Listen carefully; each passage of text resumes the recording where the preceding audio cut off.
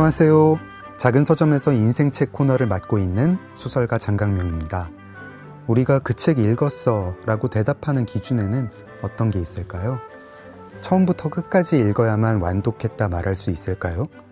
아니면 어느 한 장면이 마음을 사로잡았다면 이미 충분한 의미를 갖게 되는 걸까요? 사람을 책에 비유한다면 아마도 후자에 해당될 것 같습니다. 짧은 시간을 만났지만 평생 인연이 되기도 하니까요. 장강명의 인생책, 어제에 이어서 건축가 유현준 교수님 모시고 못다한 이야기 나누겠습니다.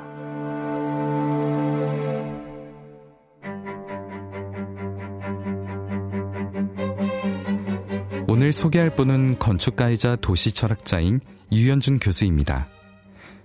홍익대학교 건축학부 교수로 재직 중이며 공간인간, 유현준의 인문건축 기행 등 다수의 책을 쓴 저자입니다. 그가 운영하는 유튜브 채널 셜록 현주는 136만의 구독자를 갖고 있습니다. 일상의 공간을 새롭게 바라보게 해주는 그의 통찰력은 많은 사람들에게 영감을 주고 있습니다. MIT와 하버드에서 수학했으며 고분 옆 미술관으로 주목받은 경주의 미술관 등 국내외 다양한 건축 프로젝트와 강연 활동도 활발히 이어가고 있습니다. 건축을 넘어 사람과 도시를 연결하는 스토리텔러입니다.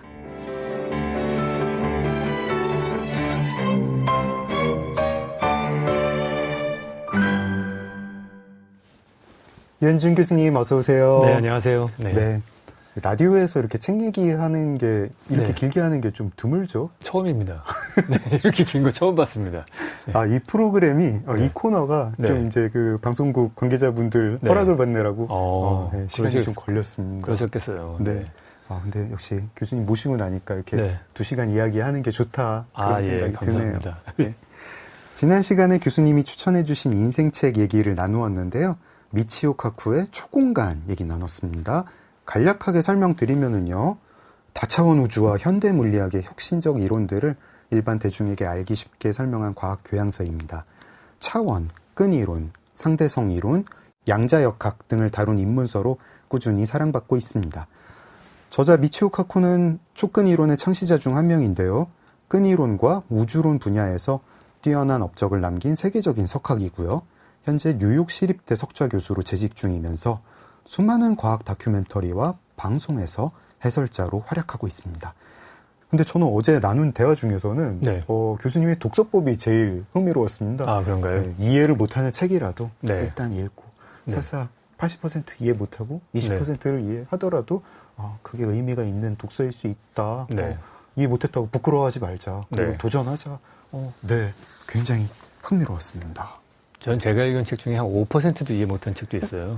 그 들레즈가 쓴 1000개의 고원인가요? 1000개의 고원. 네. 이 아저씨 뭔 소리를 하는 건지 정말. 근데 책 오죽 두꺼워요. 근데 제 속으로 욕을 해가면서 그래도 끝까지 읽긴 합니다. 무조건. 일단은 뭐 읽는다. 막 그렇게는 해요. 들레즈, 데리다 뭐 이런 듣기만 해도 현기증이 날 것 같은. 저는 시도도 안 해봤는데 한번 이렇게 좀 웨이트 트레이닝하는 기분으로 한번 해볼까 싶습니다. 오늘은 이제 뭐 교수님이라는 유현준 교수님이라는 사람책을 읽는 시간인데 뭐 이렇게 미치오 카쿠 초공간이랑 조금 곁들여가지고 좀 질문을 드려보겠습니다. 이 초공간 읽으면서 미치오 카쿠가 고등학생 때 입자가속기를 만들었다는 얘기가 나와요. 뭐 구리선을 뭐 35km인가 구해가지고 뭐 입자가속기를 만들었다 하는데 이거 뭐 영화에만 나오는 사람이 아니구나 이런 캐릭터가 했는데 교수님 어린 시절은 어땠나요? 교수님 어릴 때 혹시 뭐 입자가속기 만들거나 전혀 저는 집 짓거나 전혀 건축하고는 아무 상관도 없는 사람이었어요. 저는 어떠셨습니까? 그냥 조용히 그림 그리는 거 좋아하는 사람이었고요. 좀 다른 점이 있다면은 제가 되게 싫어하는 것 중에 하나가 설명서대로 뭐 하는 거 되게 싫어합니다.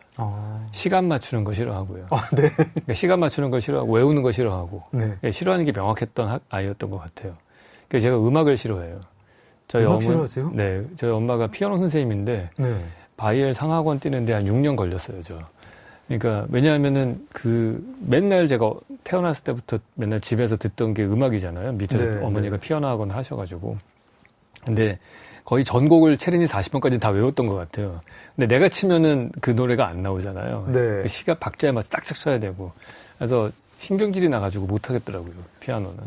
그 음악이 그게 힘들었어요. 아, 그리고 원래 이제 피아노 연습이라는 게 네.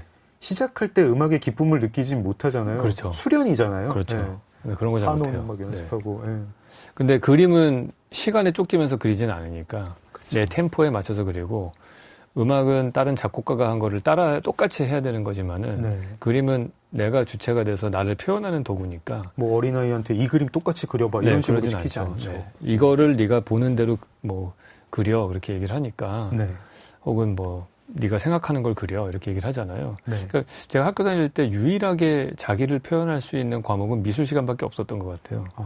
그래서 미술을 되게 좋아했고 네. 그다음에 어렸을 적에 저는 이게 형이 장난감을 갖고 많이 놀잖아요. 조립식 장난감 만들고 그러면 이제 프라모델. 네. 근데 그거를 이렇게 부서져서 쌓아놓은 것들이 있는데 이제 그걸 갖고서 제 장난감을 만들어서 노는 걸 좋아했어요. 그래서 스토리를 거기다 이제 묶어가지고 막 만드는 거죠. 뭐 네. 이거하고 여기 부서진 부품 이거에 저쪽 부서진 부품 이거 해가지고 나만의 어떤 장난감을 만드는 걸 좋아하고 그걸 설명하고 이런 걸 좋아했던 것 같아요. 약간 인형놀인데 좀 창조적인 인형놀이네요. 네, 그런 것 같아요. 근데 약간 착했던 것 같아요. 왜냐면 부모님한테 뭔가를 사달라고 부탁을 하는 게 미안했어요.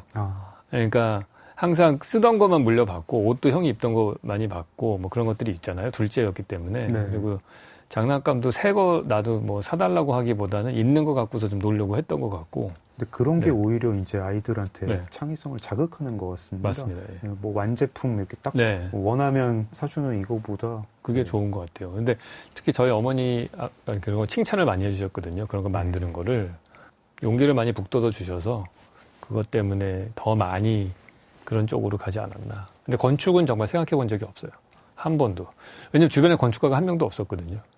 그래도 이제 선을 그리는 작업 같은 게 이제 조금 건축이랑 이어지기는 하는 것 네. 같습니다. 그렇죠. 예. 미치오 카쿠 제가 이제 이 책을 읽으면서도 초공간을 읽으면서도 약간 느꼈고 네. 그 전에 이제 불가능은 없다라는 책을 읽으면서도 느꼈는데 이 양반 오타쿠구나. 네. SF 오타쿠구나. 맞습니다. 예. 예. 스타트렉 좋아하고 뭐 맞아요, 그런데 되게 맞아요. 이제 그 숨기고 있구나. 네. 예, 생각을 했습니다. 네. 교수님 어떠세요? 교수님도 이제 저기 뭐 딱이죠. 이렇게 저도 딱 그런 겁니다. 아 그러세요? 네, 그게 통했던 것 같아요. 제가 이분하고. 저도 스타트렉 되게 좋아하고 네. SF만 좋아하는 사람이거든요. 네. 근데 저도 되게 놀랐던 경험이 이제 94년도에 MIT를 갔더니 네. 거기 학생들은 다 스타트렉만 보더라고요.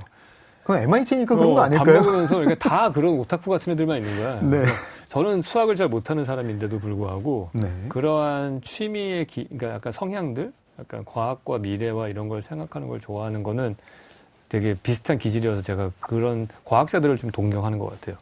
근데 수학은 어차피 내가 너무 못하기 때문에 이거는 내 분야는 아니구나라고 이제 놨지만은 저는 항상 지금도 그렇지만은 과학자, 공학자 이런 분들이 정말 위대하신 분들이다 그렇게 생각은 해요.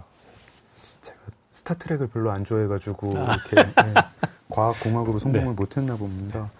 저는 이제 교수님 책을 쭉 쫓아 읽어오는 팬인데 네. 이제 특히 건축 이야기가 아니라 좀 도시 이야기를 네. 하실 때 이제 도시에 대해서 하시는 상상이나 제안에 되게 막 끌려요. 막 네. 설레기도 하고 뭐 우리가 생각하던 것들, 그러니까 당연하게 생각하는 것들 네, 좀 네. 넘어 얘기하실 때 아파트 단지 너무 성체처럼 돼 있지 않냐 네. 이런 거 지적하시고 한강에 보행교 있으면 네. 어떻겠느냐.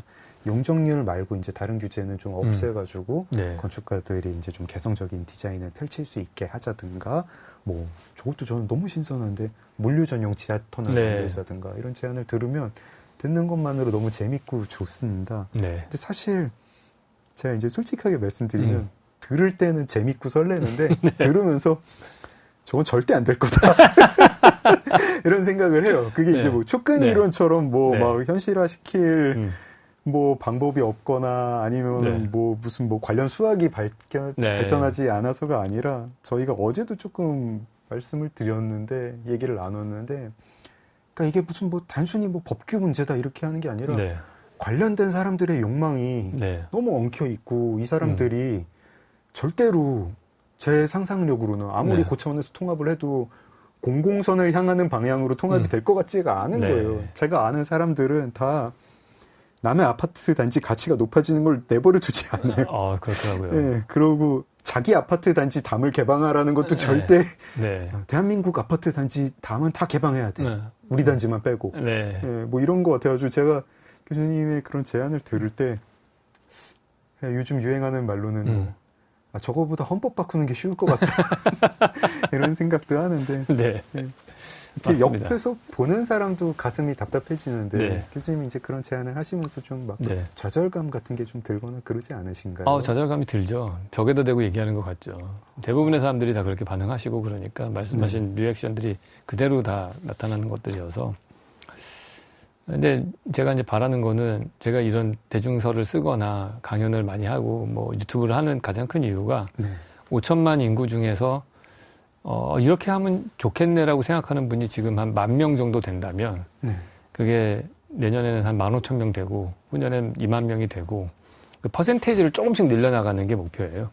그 국민투표 통과할 때까지 가려면 한 세기 걸려야겠네요. 네, 한 세기 걸리더라도 정말 한 세기가 걸리더라도 지금부터 시작을 해서 그거에 동의하시는 분들이 많이 나오고 그러니까 예를 들어서 제가 쓴 책들을 중학교, 고등학교 때 읽고서 건축과에 간 친구들도 있고 다른 분야에 간 친구들도 있을 거 아니에요.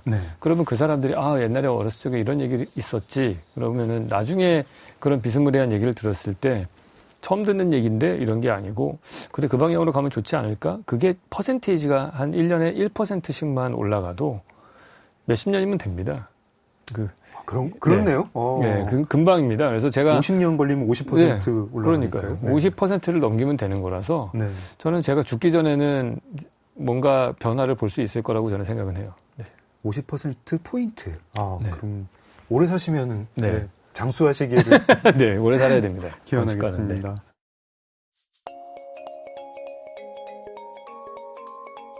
인생을 뒤흔든 한 권의 책. 장강명의 인생책.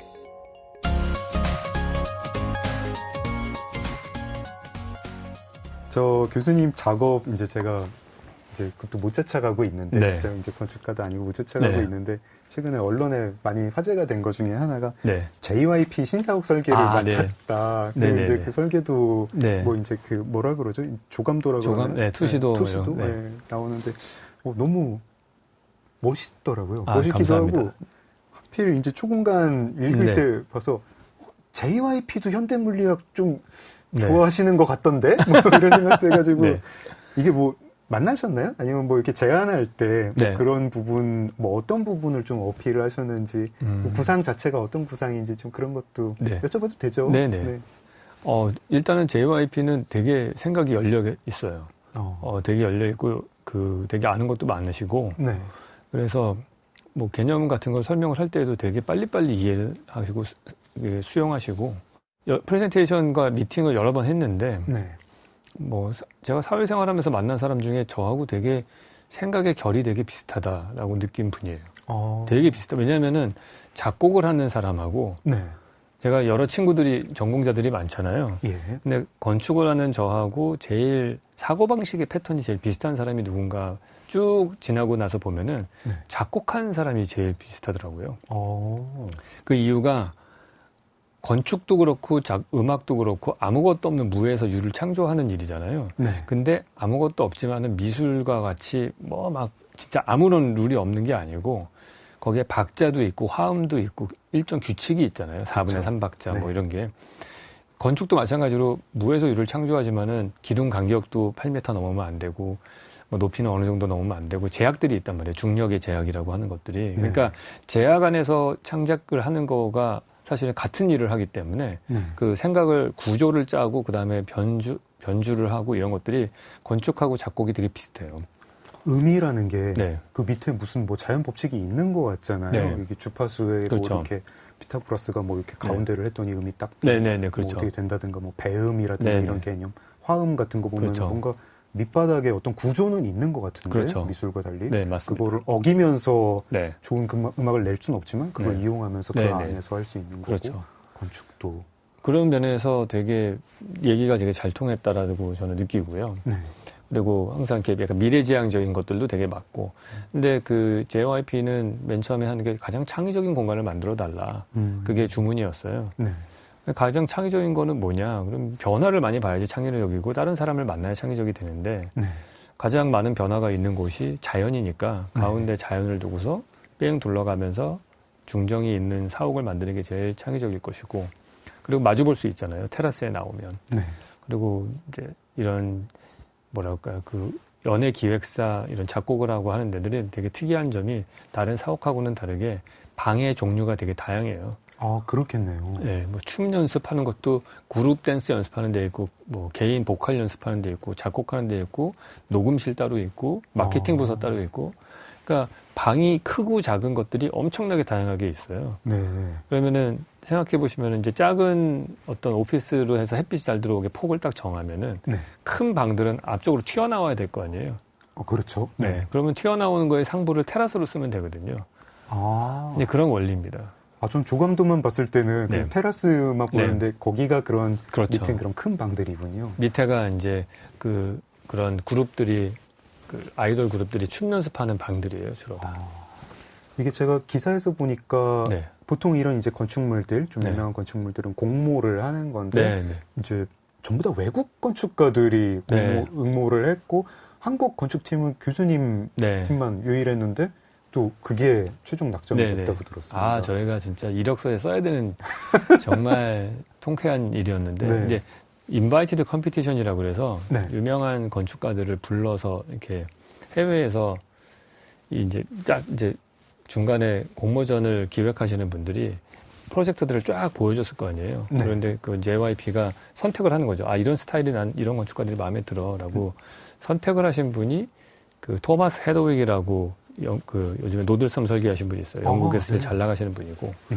그다음에 한 분이 또 그 UN 스튜디오라고 또 있고 또 하나가 자하디드라고 동대문 DDP 설계하신 분이 있어요.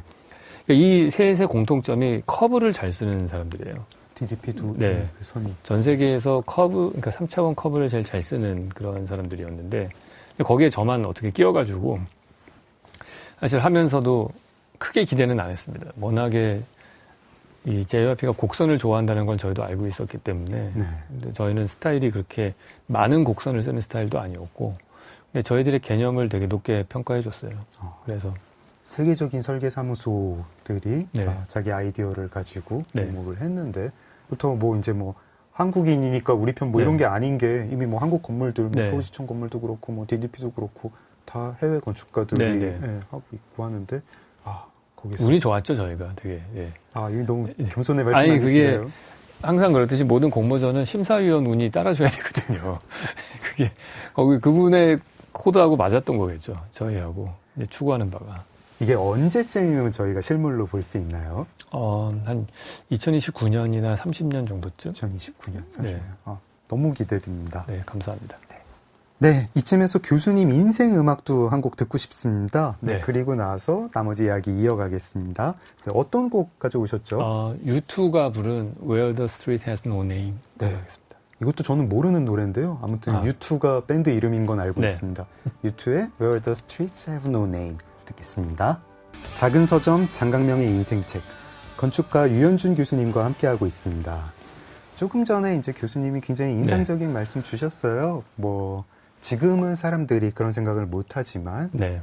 매년 1%포인트씩 그런 네. 생각하는 사람이 늘어나면 몇십 년이면 세상 바뀐다. 네. 그런 생각 못 했는데 제가 네. 막 헌법 바꾸는 것보다 어려울 거라고 생각을 했는데 생각해 보니까 네. 50년이면은 네. 1%포인트씩만 올라가도 절반이 바뀌게 되고 그렇죠. 태어나는 사람들이 있고 네네. 떠나는 사람들이 있으니까 네네. 그렇게 힘든 생각 아니구나 했습니다. 네. 그리고 그런 생각을 알리기 위해서 책을 쓰신다고 하셨습니다. 네. 이번에 나온 책 공간 인간이고요. 책 내용 들어가기 전에 네. 좀 여쭙고 싶은 게 있었어요. 네. 계속 같은 출판사에서 내시잖아요. 네, 그렇습니다. 이영 출판사에서 네, 네. 내고 계신데 이거 되게 특이한 일이거든요. 출판계에서는 보통 이제 교수님 책이 내면 베스트셀러가 되니까 네. 그러면 이제 많은 출판사에서 이제 교수님 찾아와서 네. 우리랑 책을 내자. 그러면 뭐 뭐 선인세를 얼마를 하겠다, 혹은 뭐 여기를 뭐 마케팅을 어떻게 하겠다, 인쇄율을 어떻게 하겠다 막 하는데 네네. 계속 한 출판사에서 내시는 이유가 없네. 항상 여기서 냈을 때 만족스러운 결과가 나왔기 때문에 뭐 일단 저를 발탁해 주신 출판사고, 네. 그러니까 제가 신문에다가 컬럼을 쓰고 있을 때 네. 그걸 보고서 저한테 찾아오셔가지고 네. 그 당시에 편집장님 성함은 류현수 편집장님이신데 네. 그분이 오셔서 계속 진짜 삼고초려를 하셨어요. 네. 제가 계속 거절을 했거든요. 저는 네.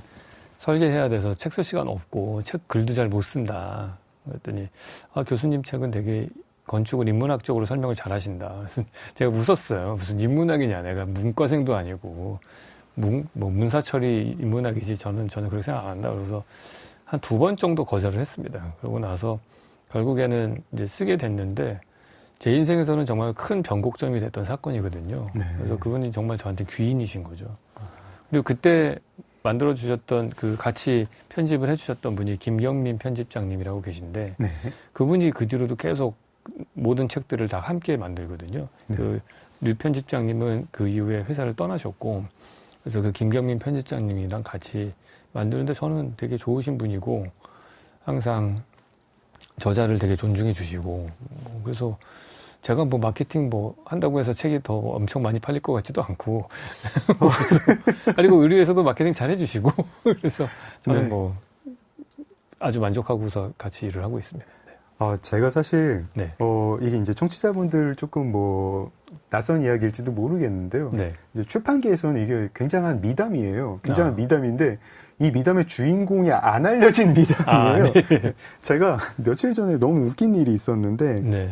제가 SNS를 하거든요. 네. SNS를 하는데 저의 이제 그 SNS 뭐 이제 일촌들이 뭐 이제 저랑 이렇게 제가 포스팅을 보게 되는 글들이 뭐 다른 작가, 편집자, 뭐 네. 출판 관계자 이런 분들 글을 많이 보게 됩니다. 네네네. 근데 어떤 분이 자기가 정말 믿기 힘든 미담을 하나 안다면서 올리신 거예요. 근데 네. 이 미담의 주인공들이 그러니까 자기 이름이 알려지는 거를 원치 않을 수 있기 때문에 익명으로 하겠다라고 하면서 모 저자가 있었는데 모 저자가 네. 신문에 칼럼을 쓰고 있었는데 그분의 글이 너무 좋은 모 편집자가 네. 찾아가서 네.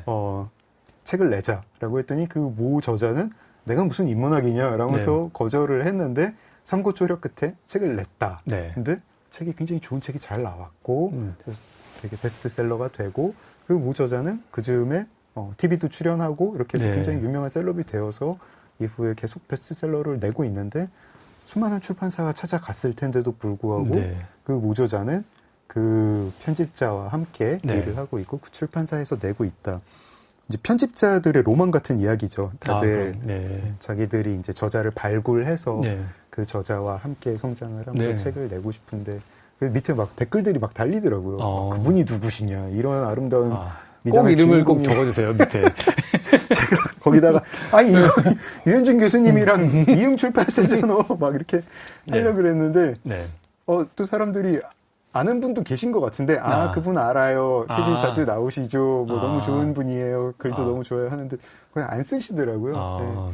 그 포스팅을 올리셨던 모 편집자분은요. 이제 올리셔도 괜찮고요. 근데 약간 뭐 유혹은 많이 받지 않으셨습니까? 분명히 이제 출판사들이 찾아와서 교수님께 우리 출판사에서는 뭐 몇만 부 보장한다, 뭐 선인세 얼마다 이런 제안 받지 않으셨나요? 많이 받죠. 그런 제안들 많이 받고 뭐 인쇄율도 높여준다고 하시고 뭐 여러 가지 말씀을 하시는데 저한테는 전혀 그런 게 유혹이 안 되는 것 같아요. 그렇습니까? 그런 건 전혀 의미가 없는 것 같고 그냥 깨끗하게 한 출판사에 쫙 나오면 좋지 않을까 하는 생각은 했던 것 같아요. 그거는 뭐 이제 그 출판사의 그 만듦새에 대한 믿음인가요? 아니면 뭐 인간적 의리 뭐 이런 건가요? 뭐 다 이런 거 저런 거 다 있는 것 같아요. 뭐 굳이 바꿔야 될 이유 같은 거를 저는 잘 못 느꼈던 것 같고요. 단 하나 저희 출판사한테 제가 협박을 한 적은 있습니다. 무슨 협박을요? 요번에 나오는 책을 누가 영문으로 내주겠다고 하면은 나는 바꾼다. 다른 뭐 무슨 일본어판이나 중국어판이나 이런 걸로는 나왔거든요. 대만판 네. 이런 거는. 근데 영문으로 된 거는 지금 하나 진행 중에 있긴 한데 네. 그걸 출판사에서 적극적으로 세일즈를 잘 안 해주셔가지고 그게 또 한국 출판사들이 아직 그런 경험이 좀 그게 없어가지고 어렵더라고요. 네. 네. 소설은 좀 그래도 가능한데 네. 이런 입문서 같은 것들은 좀 어려워서 근데 뭐 그러니까 그렇게 얘기는 했죠. 누구든 어떤 출판사든 뭐 영문으로 내주시면 저는 글로 갑니다. 그렇게 아마 얘기했어요. 협박은 아닐 거고 네. 네. 해외 출간을 네. 좀 적극 지원을 해달라. 네. 되게 노력 많이 하고 계시고 있어요. 지금. 네. 아 교수님 책이 이제 영어판이 나와가지고 막 전 세계로 퍼지는 상상만 해도 기분이 좋습니다. 네. 공간인간 네. 내용을 얘기를 안 하고 네. 주변 얘기만 했습니다. 네. 어떤 책이죠? 공간인간은 공간과 인간이 어떻게 서로 공진화해왔는가 네. 그 이야기입니다. 우리가 공간을 만들고 그 공간에 의해서 사람들 간의 관계가 바뀌고 사람의 관계가 바뀌면은 공동체의 사회가 바뀌잖아요. 네. 그러면 또 다른 건물과 공간을 만들고 그게 또 사회를 바꾸고 또 다른 공간을 만들고 그러면서 이렇게 수레바퀴 순환하듯이 계속해서 앞으로 나아가는 그런 얘기예요. 저는 이제 공간인간 지금 전자책으로 내려받아서 재밌게 네. 읽고 있는데 네. 이응 출판사에서 만든 그 홍보 자료가 네. 되게 재밌게 잘 만들었더라고요. 아, 네. 1층, 그쵸. 2층, 3층, 4층 네. 해서 1층은 뭐 1층이 모닥불이었던가요? 네, 모닥불 공간의 네. 혁명. 네. 네, 2층 뭐 동굴이었던가. 네, 맞습니다. 동굴벽화. 3층, 4층 네. 이렇게 해가지고 하는데 그림만 맞습니다. 봐도 네. 네. 딱 그거예요. 네. 그러니까 그렇게 17층짜리 건물로 비유한 이유가 네. 우리가 건물을 지을 때 1층을 지어야지 2층을 지을 수 있고 2층을 지어야 3층을 지을 수 있잖아요. 그거와 마찬가지로 1층 모닥불부터 2층 동굴벽화, 3층 괴베클리 테페 네. 뭐 이렇게 쭉 올라가서 17층이 이제 스마트 시티거든요. 네. 그 앞에 발전이 없었으면은 그 다음 단계의 발전도 없는 거죠. 네. 그래서 지난 수십만 년 동안 쭉 진화 발전해 오면서 독자들이 1층부터 계속 책을 읽어 나가면은 네. 위로 올라갈수록 멀리 볼 수 있잖아요. 네. 그런 넓은 시야를 가지기를 바랬던 거고 17층에 올라간 다음에는 이제 18층은 어떠한 공간을 만들어야지 이 사회를 더 통합시킬 수 있을 것인가 그런 거에 대해서 좀 생각해보는 그러한 책이었으면 해서 만든 겁니다. 이 각 층의 어떤 대표 그 그림에 나와 네. 있는 대표 건물이라고 할까요? 아니면 그 각 층의 그 타이틀이라고 네. 할까요? 이게 되게 흥미로웠습니다. 보통 뭐 모닥불을 건물이라고 생각하지는 않는데 네. 맞다 이런 생각이 들었고 그런가 하면은 괴베클리 테페랑 지구라트 보통 일반 독자한테는 피라미드가 훨씬 더 낯익을 텐데 괴베클리 테페는 아직까지 그렇게 막 널리 알려진 유적지도 아니고 피라미드가 아니라 지구라트 이런 것도 그렇고 그런 선정은 어떻게 하신 건가요? 그냥 제가 아는 지식 안에서 연대기 순서대로 이렇게 쭉 한 거죠. 그러니까 어느 순간 한 8년 전에 사실은 이 책을 구상을 하기 시작을 했는데 딱 그런 느낌이 영감이라고 해야 되는가 그게 오더라고요. 지구라트 신전이 있었기 때문에 도시국가가 만들어졌겠구나. 그러니까 피라미드가 제국이니까 피라미드를 만들 수 있었던 거잖아요. 근데 동시에 피라미드 덕분에 그 엄청난 제국이 유지가 될 수 있었겠구나. 그러니까 그런 생각들이 떠오르더라고요. 그래서 그 소제목을 보시면은 뭐 제국을 만든 건축, 뭐 나일강 없이 제국을 만든 건축 이런 식으로 써 있잖아요. 그러니까 그런 것들이 어느 날 제가 비행기 타고 가다가 떠올라가지고 이제 챕터만 쫙 써놨었어요. 그게 처음엔 15챕터였다가 중간에 다른 것들이 끼어 들어가서 17으로 늘어났는데 그래서 그런 것들을 틀을 잡아놓고 그러면서 다 들어보시면 다 알만한 그런 건축들이거든요. 대부분 다. 그래서 그런 것들이 전체적인 틀을 짜고서 이제 이야기를 살을 붙인 거죠. 재밌게 잘 읽어보겠습니다. 인간은 공간을 만들고 공간은 인간을 만든다 말씀하셨는데 뭐 청취자분들께도 이제 이런 팁을 좀 주셨으면 좋겠어요. 뭐 인간이 어떤 공간에 있을 때 불편하고 어떤 공간에 있을 때 편할까, 뭐 주변 공간을 좀 어떻게 꾸미는 게 좋을까 이런 것도 여쭤봐도 되죠? 일단은 사람마다 다를 것 같고요. 우리가 MBTI 조사하면 16가지로 나누듯이 어떤 사람은 너무 외향적으로 사람을 만날 때 에너지를 얻기도 하고 어떤 사람은 혼자 조용히 있을 때 에너지를 얻기도 하잖아요. 그러니까 건축 공간도 똑같아요. 자기한테 맞는 공간이 있습니다. 근데 인간이 자기한테 맞는 공간을 만들기 위해서 만들어낸 많은 그런 장치들이 있어요. 그게 아주 처음에 나오는 것들이 뭐 벽 같은 것들이죠. 벽이 없다면은 이 세상에 프라이버시는 없는 거잖아요. 그렇죠. 그래서 벽 안에서 안심하고 쉴 수 있고 다른 사람의 시선으로부터 좀 자기를 숨길 수 있게 되는 거죠. 근데 벽에만 갇혀 있으면은 답답하잖아요. 그 창문을 뚫을 수 있는 거죠. 바깥 경치도 볼 수 있고. 근데 창문으로만 보면 나가지를 못하잖아요. 교도소 같은 거죠. 그래서 문을 만들죠. 나갈 수 있게 되고 다른 높은 곳에 가기 위해서 계단을 만들었고 그래서 그러한 몇 개 아니면 지붕, 계단, 창문, 문, 벽, 바닥 뭐 이런 것들을 갖고서 본인한테 맞는 나한테 편안하게 느낌이 들게 하는 공간이 무언가 이거를 찾으셔야 됩니다. 그러니까 대부분 다 내가 좋아하는 맛집들은 다 아시는데 나한테 맞는 공간은 뭔지는 잘 몰라요. 내가 좋아하는 카페가 뭐지 어디 카페에 가더라도 어떤 한가짜리가 좋은지 구석자리가 좋은지 물론 날씨와 그날의 기분에 따라 다르기도 하지만 그거를 많이 아는 사람들이 사실은 자기를 행복하게 할 수 있는 사람들인 거예요. 네.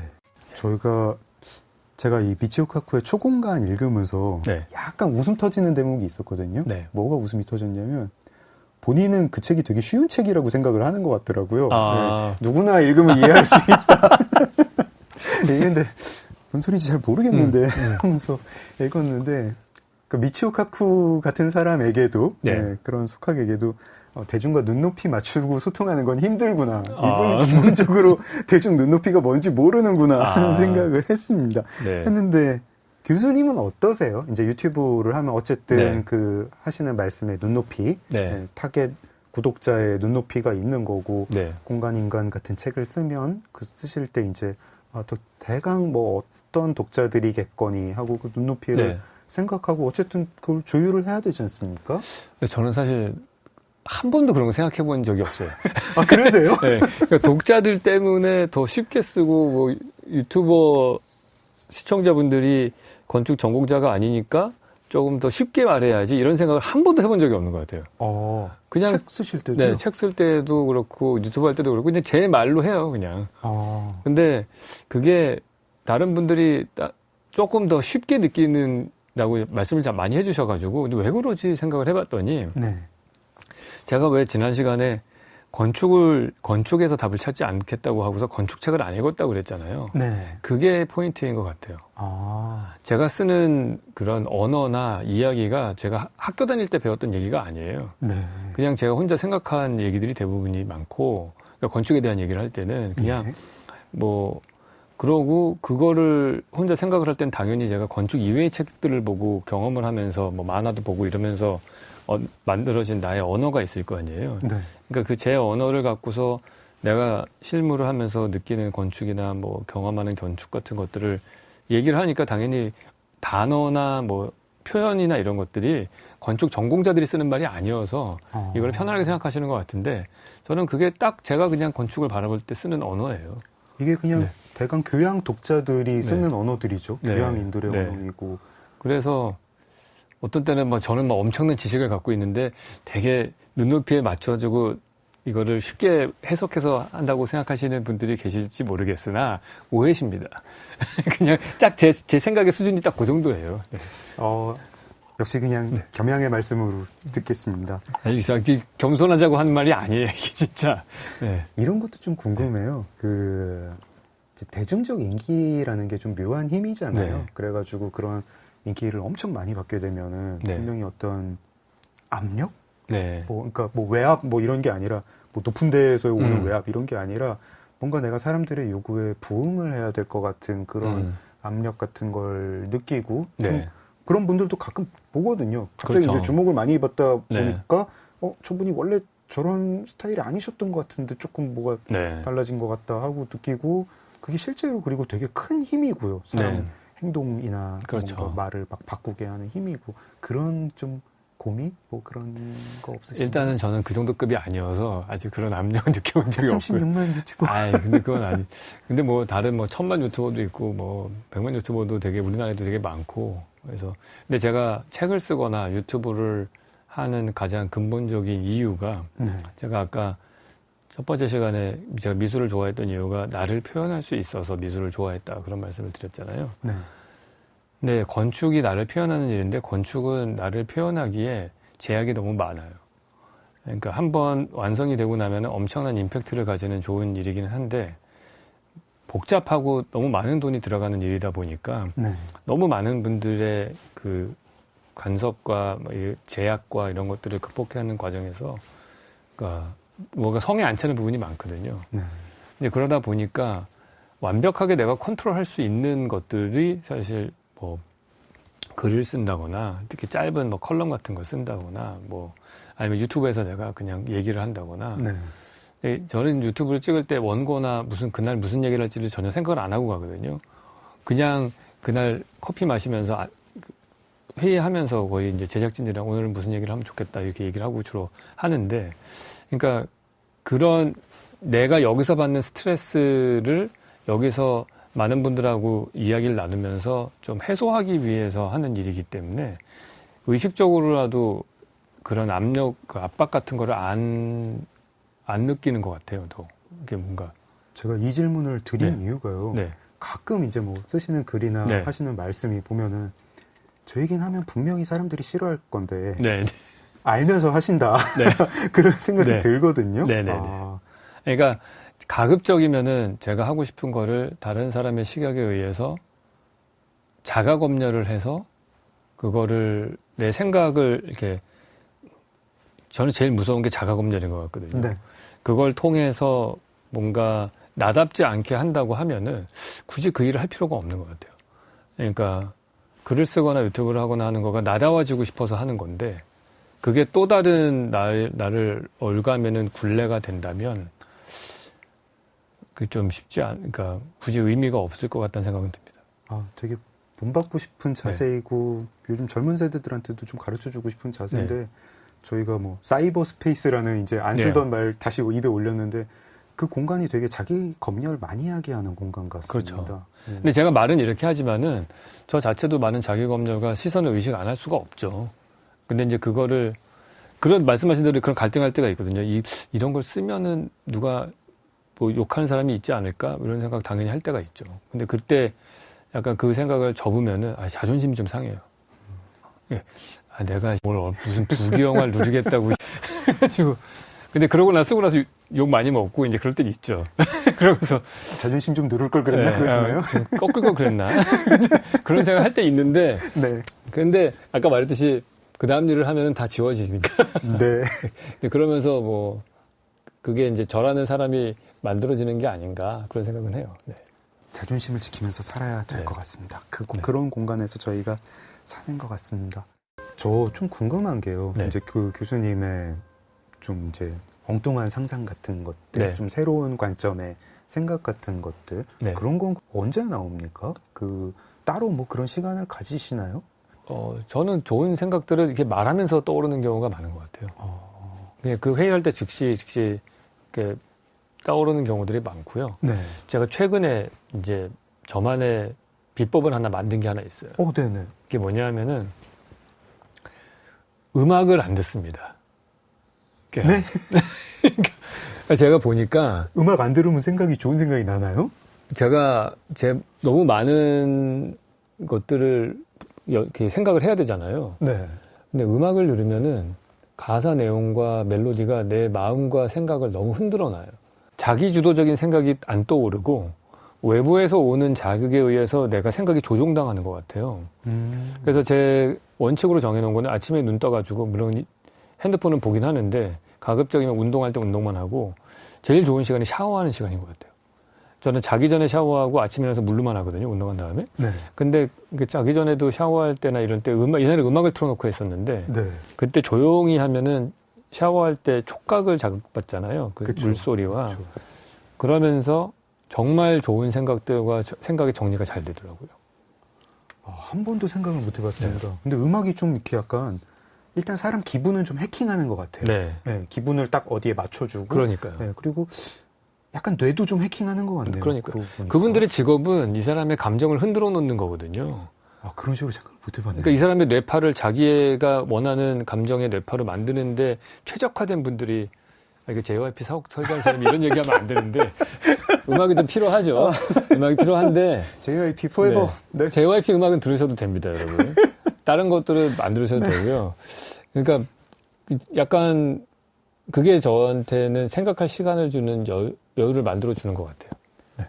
제가 오늘 당장 집에 가서 한번 이렇게 실험을 해봐야겠다 그런 생각이 네. 드는데 약간 두렵기도 해요. 음악이 없을 때 그 이제 조용한 상태라는 게 너무 네. 경험을 안 해보다 보니까 음악 없으면 내가 막 되게 갑자기 기분이 다운되지 않을까? 막 이런 생각도 들고. 오히려 그럴 때 예. 자기 스스로 주도적인 감정과 생각의 상태로 돌아가실 거예요. 아, 진짜. 현대인은 음악이 과도한 시대에 살고 있다는 생각이 들어요. 와, 생각도 못 해봤습니다. 앞으로 혹시 그런 음악에 대한 책도 한 권 좀 쓰셔야 되는 거 아닙니까? 앞으로 혹시 이제 계획도 좀 이렇게. 한 챕터 이상 못 쓸 거예요. 이제 음악 잘 모르고요. 네, 유현준 교수님의 엉뚱한 생각들, 뭐 이런 거. 네. 하여튼, 가급적이면은 왜 인간은 멀티태스킹이 안 된다고 그러잖아요. 네. 예전에는 막 뭐 차 타고 운전하면서 유튜브도 항상 틀어놓고 막 이랬는데 그게 결국에는 머리를 왔다 갔다 쓰는 거래요. 네. 여기에 0점 몇 초 썼다, 여기에 0점 몇 초 썼다. 그래서 그 주의력 결핍이 더 늘어나고 집중 못하는 사람이 되고 네. 나중에는 치매도 유발할 수 있다라고 그러더라고요. 그래서 가급적이면은 한 번에 하나만 해야지. 이제 그런 생각을 많이 합니다. 오늘 집에 가가지고 한번 음악 없이 지내보겠습니다. 네. 건축가 유현준의 계획도 듣고 싶고요. 네. 건축가 유현준이 아닌, 네. 뭐 유튜버 유현준이든 네. 저술가 유현준이든, 네. 그냥 이제 가정의 뭐 남편 유현준의 네. 계획 좀 듣고 싶습니다. 저의 계획이야 이제 좋은 건물을 남기는 게 저의 목표이죠. 네. 제 계획이기도 하고 지금 현재 진행 중인 많은 프로젝트들이 잘 완성되게끔 최선의 노력을 다하려고. 이제 건축은 시간과 노력을 들이면 들일수록 점점 좋아지거든요. 네. 그래서 이제 진짜 열심히 구석구석 신경을 써야겠다 그런 생각을 많이 해요. 네. 그래서 사실 저희 아버지가 신문 기자셨거든요. 근데 신문 기자시기 때문에 청소년기에 그걸 보면서 네. 별로 마음에 안 들었어요. 맨날 다른 사람 하는 일을 비판하는 일이잖아요. 그렇죠. 그래서 그 아버지의 직업도 안 좋아하시고 어머니의 직업도 안 좋아하신 거네요. 그렇죠. 이게 아까 근데 당연히 지금은 생각이 다르죠. 그러니까 신문 기자 되게 중요하고 언론인의 역할이 뭔지는 이제 알 것 같은데 네. 어렸을 적에는 그걸 제가 모르니까 네. 근데 그런 생각이 들어서 말만 하는 사람이 안 멋있어 보였어요. 그러니까 건축이 정말 어떤 그런 신문의 정반대인 것 네, 같습니다. 뭔가를 입닥치고 만드는 일이잖아요. 네. 그래서 그게 되게 멋있다고 느꼈는데 어떻게 하다 보니까 건물을 지을 기회가 없어가지고 글과 말을 많이 하는 사람이 된 거잖아요. 네. 그래가지고 이게 이러면 안 되지. 내 원래의 목적에 부합하지 않네. 너무 말이 많네. 요즘에는 그런 생각을 좀 하긴 해요. 근데 그래서 이제는 정말 기회도 많이 주어지고 했으니까 나도 좀 내가 하는 건물로 말을 해야겠다. 그 다음 책은 딱 정해져 있어요. 다음 책은 딴 거 쓰고 싶은 것도 많지만은 저희 사무실에서 한 작품을 갖고서 책을 내려고 그래요. 나는 문제가 이거라고 생각했고 그거에 대한 공간적인 처방은 이런 디자인이라고 생각을 해서 이런 설계를 했다. 이거는 근데 건축 학도가 보는 책이 아니고 무슨 교복 같은 게 아니고 이것도 그렇죠. 일반 독자들이 보는 책으로. 네. 그래서 너무 기대됩니다. 뭐 가제는 공간 처방이라는 책인데 공간 처방. 네, 출판사에서 더 이상 공간이라는 제목이 들어간 책은 내고 싶지 않다. 안 팔린다. 독자들이 똑같은 책이라고 착각한다. 그럴 수는 있겠습니다. 그래가지고 그래서 뭐 제목은 따르게 바꿔줄 수 있겠지만은 이제 그래서 저는 지금의 앞으로의 중요한 계획은 이제 건축가가 제가 이제 55세인데 이때부터 10년이 되게 중요해요. 네. 근데 제일 건축가한테 중요한 시기가 50부터 한 60까지인 것 같더라고요. 성과를 내는 시기. 그때 그전에는 경험을 쌓고 좋은 건축주를 만나기 위한 준비하는 시기였다면은 이제 50대, 60대에는 이제 같이 일할 수 있는 동료들도 많이 갖춰졌고 저희 사무실 동료들도 있고 그리고 건축주분들도 있고 그런 기회가 됐을 때 이 기회를 정말 잘 살려서 좋은 건물을 만들어야 될 때가 아닌가 그런 생각이 들어요. 이게 그리고 정말 건축가의 입장에서 보면은 그 시간 감각이 남다를 것 같아요. 네. 그러니까 뭐 작곡을 하는데 걸리는 시간이랑 집을 짓는데 걸리는 시간이 다를 테니까. 그렇죠. 작곡가의 10년, 소설가의 10년, 건축가의 10년이 되게 다를 거고 네네. 이제 10년 동안 할 수 있는 일을 네. 생각을 해보면은 정말 아까운 시간이기도 하고 집중을 해야 되는 네. 시간이기도 하고 결국에는 소설가도 작곡가도 건축가도 뭔가 작품 하나로 남을 텐데. 그러니까요. 네. 야심. 네. 그러니까 유현준이 누구야 그러면 야 그 방송에 나왔던 애잖아. 이렇게 되면 안 되는 거죠. 그러니까 무슨 건물을 남긴 사람이지. 이제 그게 제가 꿈꾸는 삶이기 때문에 가우디 대성당 뭐 이런 그런 느낌으로. 그런 거. 그러니까 제 꿈은 우리 사무실에서 설계한 건물을 보기 위해서 해외에서 비행기 타고 그 건물만을 보기 위해서 오는 그런 작품을 하나 만들고 싶어요. 가우디 대성당. 네, 그렇죠. 그러니까 딱 우리가 바르셀로나에 가는 이유는 가우디 작품 보러 가는 거니까 뭐 딴 거 보러 가는 건 아니잖아요. 거의. 이게 우리나라도 그런 건축물을 만들 수 있는 역량은 됐다고 보거든요. 그런 것들 못 만든다면은 그거는 제가 능력이 없어서 못 만드는 거니까 그런 걸 하나 좀 남기고 싶다라는 게 제일 큰 욕심입니다. 저는 이런 야심 드러내는 분 너무 좋아합니다. 네. 알겠습니다. 몇 년 뒤에 또 뵙고 또 막 그때 이제 작품도 보고 싶고, 공간 처방은 아닐 것 같은 그 책도 읽고 싶고 그렇습니다. 오늘 긴 시간 함께 하셨는데요. 네, 어떠셨나요? 너무 즐거웠습니다. 너무 얘기를 잘 이끌어내셔가지고 딴 데서는 하지 않은 너무 속 얘기도 많이 한 것 같고 그래서 걱정입니다. 이게 또 나중에 기록으로 남아서 또 욕하는 사람들이 써먹을까 봐 걱정이긴 한데 하여튼 전 즐거운 시간이었습니다. 근데 저도 어디서도 못 듣는 이야기 되게 많이 들은 것 같아가지고 굉장히 즐거웠고 일단 음악을 좀 멀리 해야겠다는 생각도 해보고 저한테 남은 10년, 15년 저는 뭐 해야겠는가 이런 생각도 해봤습니다. 작은 서점 장강명의 인생책 건축가 유현준 교수님과 함께하고 있습니다. 마지막으로 이제 교수님 추천곡을 들으면서 마무리를 해야 되는데요. 뭐 JYP 노래 들어야 되는 건가요? 네, 그래야죠. JYP 신곡으로 틀어주십시오. 네, PD님 부탁드려요. JYP 신곡 뭐. 네, PD님이 멋진 곡 골라주셨습니다. JYP와 선미가 부르는 When We Disco 들으면서 유현준 교수님과 인사 나누겠습니다. 네, 교수님 시간 내주셔가지고 감사합니다. 네, 감사합니다. 네. 저도 교수님과 함께 물러가도록 하겠습니다. 지금까지 소설가 장강명이었습니다. 고맙습니다.